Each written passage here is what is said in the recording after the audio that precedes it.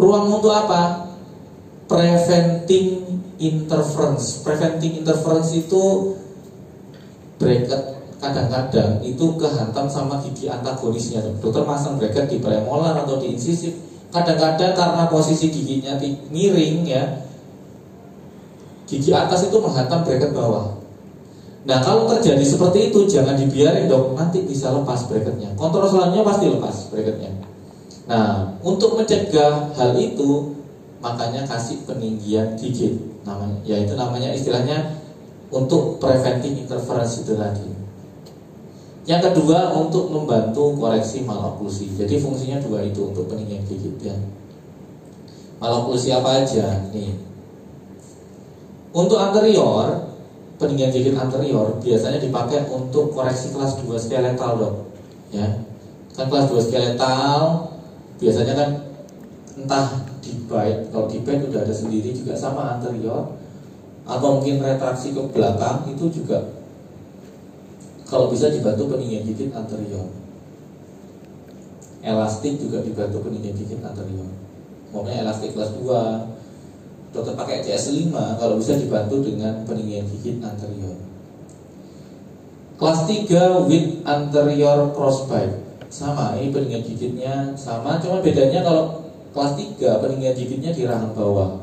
Kalau kelas 2 di rahang atas. Peninggian gigit kelas 3 peninggian giginya di anterior rahang bawah. Nah, kalau dokter pakai peninggian gigit anterior, nanti low angle case-nya bisa terkoreksi dok. Makanya kenapa low angle case itu kadang terkoreksi sendiri kalau kita mengkoreksi yang lainnya. Jadi kadang ya tidak terlalu diperhatikan di awal, tapi nanti dia bisa terkoreksi sendiri kasus low angle case. Kemudian posterior, peninggian gigi posterior biasanya untuk apa? Kasus open bite. Dokter ada kasus open bite, ya, pakai peninggian gigi posterior. Biasanya open bite kan nggak berdiri sendiri, dokter koreksi pakai peninggian gigi aja, tapi biasanya dibantu elastik. Nah, biar lebih cepat dong, open bite itu dikoreksi ditambahin peninggian gigi. Makanya open bite anterior, tambahin peninggian gigi posterior lebih cepat nanti pergerakan. Ya. Kemudian posterior crossbite. Nah, kalau posterior crossbite juga sama, pakai peninggian gigi posterior. Ya. Umpamanya posterior crossbite itu koreksinya macam-macam. Ada yang pakai ekspansi, ya. Umpamanya bilateral bisa pakai diekspansi, ya, pakai peranti lepasan dulu atau peranti yang semi fix, ya, rapid palatal expander itu bisa dibantu peninggian gigi. Kasus sulit nih dok, tapi bisa kok. Bracket interference. Nah, kalau ada bracket yang menghantam yang tadi, bracket kehantam gigi antagonisnya, biasanya peninggian gigitnya di posterior, ya, di posterior. Pernah masang dok peninggian gigit? Pernah masang ya? Ya itu. Gak ada. Targetnya apa dulu dok? Kalau targetnya koreksi di bite, ya targetnya sampai setinggi nantinya ketika dia gigit oversetnya jadi normal. Jadi dokter atur peninggian gigitnya sampai oversetnya jadi normal. Nah itu untuk di bite. Kalau untuk preventing interference ya sampai bracket yang kehantam itu nggak kena, udah cukup. Nggak usah sampai tinggi-tinggi banget dok. Nggak usah sampai setinggi ini dok. Nah kebanyakan ini dok. Ini udah 1 senti sendiri dok orangnya. Nah, makan bubur aja. Nah nanti ada enough is enough loh. Jadi cukup adalah cukup. Jadi nggak usah kebanyakan. Kalau udah cukup untuk tujuan kita bracket interference atau preventing interference tadi, ya udah sampai dia nggak kena bracket udah cukup. Tuh anterior pakai komposit ya, apapun mereknya pokoknya komposit. Posterior pakai GIC. Ya. Nih anterior nih. Anterior biasanya 2 gigi dok, sentral sama sentral kanan kiri kayak gini. Posterior juga bilateral dok ya, kanan kiri. Ya, jangan satu sisi aja, nanti miring rahangnya pasien. Ya, jadi kalau peninggian gigi itu kanan kiri loh. Ya, kalau di depan ya kanan kiri seperti ini, sentral sama sentral. Ya, kalau posterior kanan kiri, jangan satu sisi. sedikit segini aja dok, cukup dok ya. Dan masangnya untuk posterior itu di cups fungsional ya. Untuk rahang atas itu cups fungsionalnya kan cups apa? Cups palatan. Kalau yang di rahang bawah di cups bukan ya. Gak usah langsung apa banyak kayak gini, gak usah, dikit aja. Untuk rahang atas, untuk anterior seperti ini, yang rahang atas, yang rahang bawah untuk seperti ini kasus kelas 3 ya. Ini dibikin kayak incline backplane dong. Kan incline backplane kan bikin di lab kayak akrilik itu terus dipasang di giginya ini. Saya modifikasi pakai komposit aja, dibentuk seperti ini. Jadi dia bentuk kayak prosotan gitu dok, biar gigi yang maksilanya itu sambil dikasih elastik juga dia akan bantu dorong ke depan giginya. Kalau ini kayak perusutan ya, kayak prosotan gitu dok ya. Problemnya nanti ketika bongkar susah dok, ini bongkarnya harus hati-hati ya. Kalau bongkar urusan belakang lah ya, susah-susah. Yang penting selesai dulu nih kasus kelas 3 nya. Oke.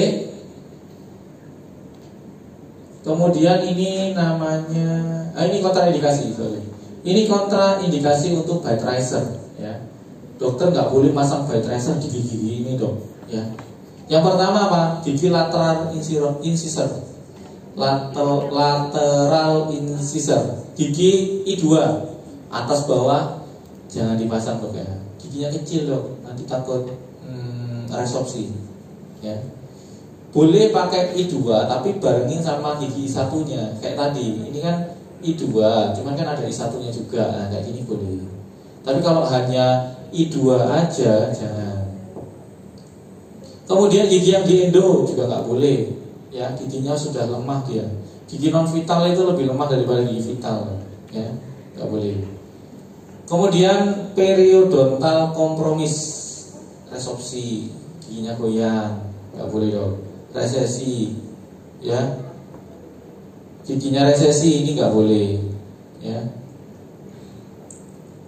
Terus kemudian tambalan yang besar juga nggak boleh dong, nanti pecah dia. Kemudian isolated tooth. Nah ini isolated tooth itu maksudnya adalah single standing tooth, jadi giginya sendirian kayak dokter. Oke. Ya, tapi ada juga yang tidak. Kenapa dong? Ketawanya paling keras. Single standing tuh. Ya. Sendirian giginya, depan belakang nggak ada. Sip, dicari tuh sip. Single standing tuh. Terus kemudian ada namanya target tooth. Jadi gigi yang mau kita koreksi, ya. Gigi yang mau kita koreksi kalau bisa jangan dikasih peninggian gigi ini. Sebenarnya dok, ini harusnya nggak boleh dikasih peninggian gigi di sini. Tapi karena di posterior sudah nggak ada opsi lain, ya udah saya bikinnya di anterior. Harusnya bikinnya di posterior ini, karena kita mau majuin giginya ke depan, ya. Tapi karena posteriornya itu nggak ada yang bisa dipasang, ya giginya itu tinggal single stand itu loh di belakang. Itu nggak bisa, ya udahlah kita pakai cara ini sekaligus untuk sebagai incline backplane. Crowding juga nggak boleh. Nah ini kasus deep bite nanti ada deh nanti. Kasus deep bite itu kan dokter ada kasus deep bite nih. Yang kemarin ya ada deep bite. Itu kan bracketnya nempel sama ini dong. Bisa kehantam sama gigi atasnya. Biar nggak kehantam, itu kan tadi kan bracket interference kan bilangnya posterior ya. Jadi kalau mencegah bracket kehantam sama gigi antagonisnya itu pakai peninggian gigi posterior. Tapi dalam kasus deep bite, karena dia ada deep bite-nya, disarankan menggunakan peninggian gigitnya itu yang anterior. Tujuannya dua. Yang pertama untuk mencegah bracket ini nggak kehantam gigi atasnya, sama untuk membantu koreksi deep bite-nya itu sendiri. Jadi makanya kalau ada deep bite, peninggian gigitnya anterior. Tapi Kalau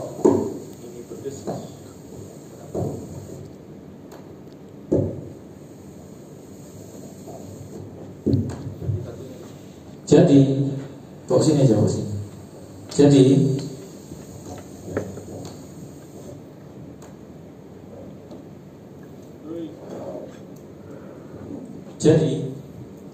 Jadi kalau seumpamanya apa tadi?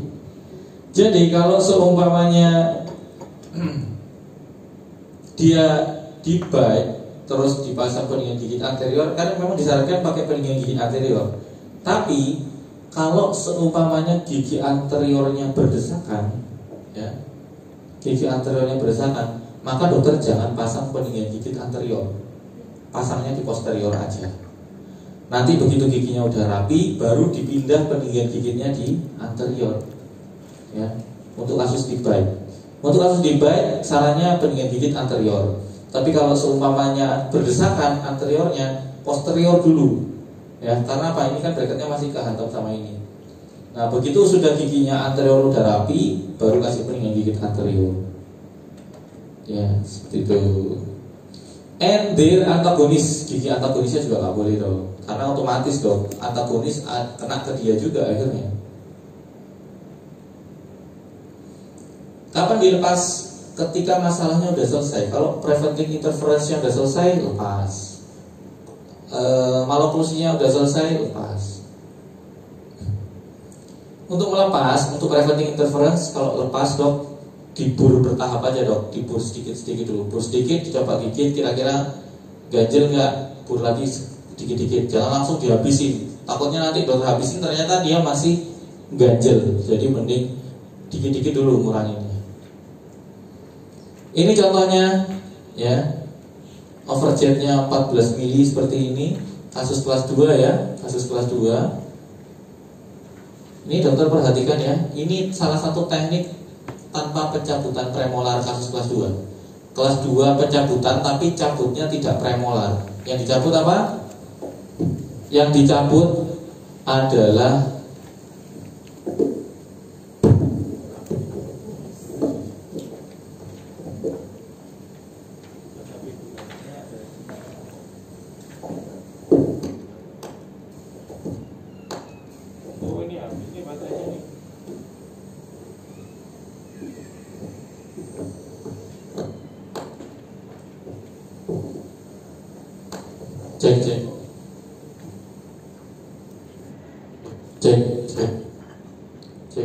cek. Oke.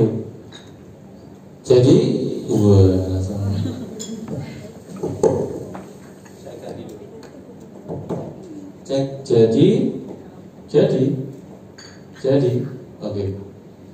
Jadi kalau seumpamanya ini dia nggak cabut premolar, tapi cabutnya apa? M2 nya dicabut. Karena apa? Kenapa nggak M3? M3 nya kondisinya bagus. M3 kondisinya bagus, tidak ada lubang, jadi daripada cabut M3 kelamaan mundurinya dong. Kalau kita cabut M3 itu kelamaan mundurinya. Jadi kalau M3 nya kondisinya bagus, M2 nya yang dicabut biar cepat mundurinya. M2 dicabut, jadi nanti M3 menggantikan fungsi M2. Ya. Nah ini ditarik ya. Ditarik langsung dong, pakai TAD langsung narik C.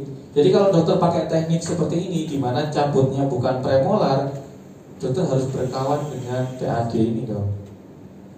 Karena kalau dokter satu persatu lama dong, ini dimundurin M, P-nya lama-lama. Pakai TAD dokter.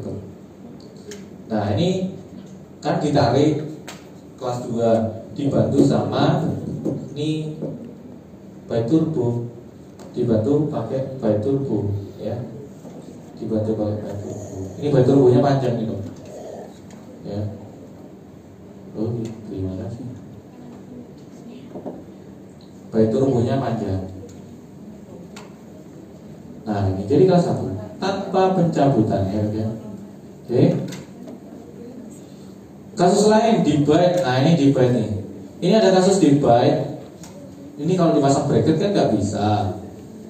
maka dipasang peninggian gigi. Tapi masalahnya giginya berdesakan, ya.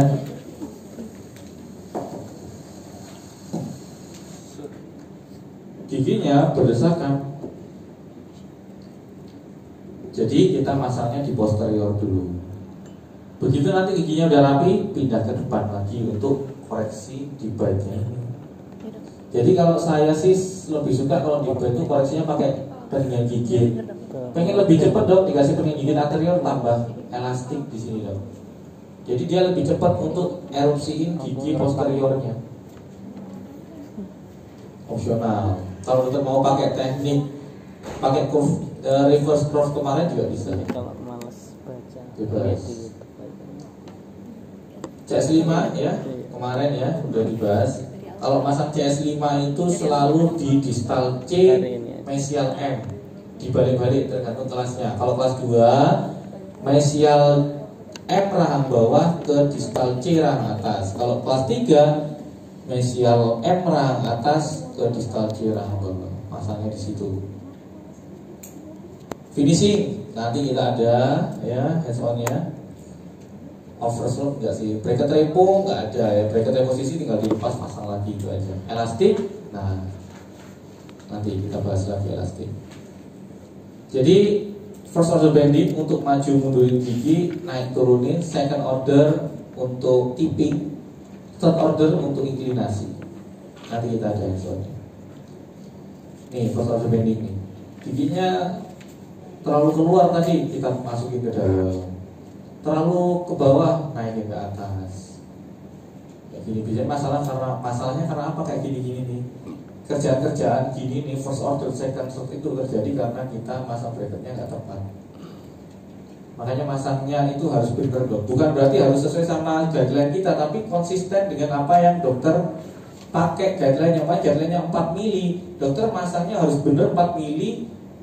Vertical reference posterior pas vertical reference-nya juga harus benar, dia harus sejajar sama inklinasi, sejajar sama insisal giginya, harus sejajar sama sumbu giginya. Nah itu harus konsisten biar nanti ketika kita koreksi itu langsung otomatis giginya itu bergerak di posisi yang benar. Tapi kalau masang bracketnya salah ya pasti ada aja yang agak ke bawah, agak ke atas, agak yang tipis ya. Nah dikoreksi di tahapan ini finishing. Nah ini third order bending, nanti kita bahas ya. Ada namanya bending-bending yang lain dong. Ini chin back, ini bikin stopper kayak tadi dong. Ada alatnya sebenarnya dong. Ini tangnya namanya tang chin back. Nah, tapi kalau untuk saya pernah nyoba pakai molat buka juk, pakai ini ya copot buka juknya dong. Biasanya itu kalau kita pakai molar band. Atau wire niti bisa dibikin stopper seperti ini dong. Jadi niti itu sebenarnya bisa dibengkokin, tapi harus dikagetin dong. Jadi jangan pelan-pelan langsung cek gitu, nanti dia bengkok dong. Jadi niti itu harus dikagetin biar bisa bengkok ya. Tahu dong. Ini wire dong, bukan ngomongin orang. Wire. Estetik band ditekuk-tekuk. Nah ini zaman dulu masang bracket itu kan di tengah-tengah gitu tuh band. Nanti biasanya bentuknya flat seperti ini. Nah makanya ortodontis zaman dulu itu di bending wire-nya dong. Ketika udah selesai finishingnya di bending agar ada dimensinya. Ini naik, incisifnya agak turun, sentralnya kayak gitu. Jadi gunanya kita pakai bracket guidance yang tadi kemarin itu ya, panduan tinggi bracket itu agar kita nggak perlu ngerjain kayak gini-gini dong. Kalau termasuk di tengah-tengah ya otomatis nanti flat giginya dong. Nih kalau seperti ini pakai V-band. Ini kalau giginya tidur, makanya kita mau mesialisasi molar giginya ternyata agak tidur, tegakin lagi pakai ini dong. Tapi wire-nya pakai beta titanium ya. Gak bisa pakai yang 18 SS. Jadi finishing itu wire-nya pakai 18 SS sebenarnya dong. Tapi ada beberapa kondisi kita gak bisa. Contohnya ini harus pakai, kalau untuk pakai cara ini harus pakai beta titanium TMA. Atau seperti ini. dokter retraksi giginya, atau dokter pakai power chain nih sampai M2. Kan kita bilang kemarin power chain itu harus disisain satu, nggak boleh dikasih power chain. Ini dokter pasang semuanya di semua gigi. Akhirnya gigi yang paling belakang rotasi. Nah, balikinnya pakai ini dong. Jadi di wire 18 SS itu dokter tekuk sedikit dong, dokter masukin. Nanti dia akan terkoreksi sendiri. 18 SS round ya. Nih, ini juga sama, naik turunin elastik sekarang. Dokter kalau pakai elastik ya, saran saya kan beli semua ya. Nanti kalau mana yang sering dipakai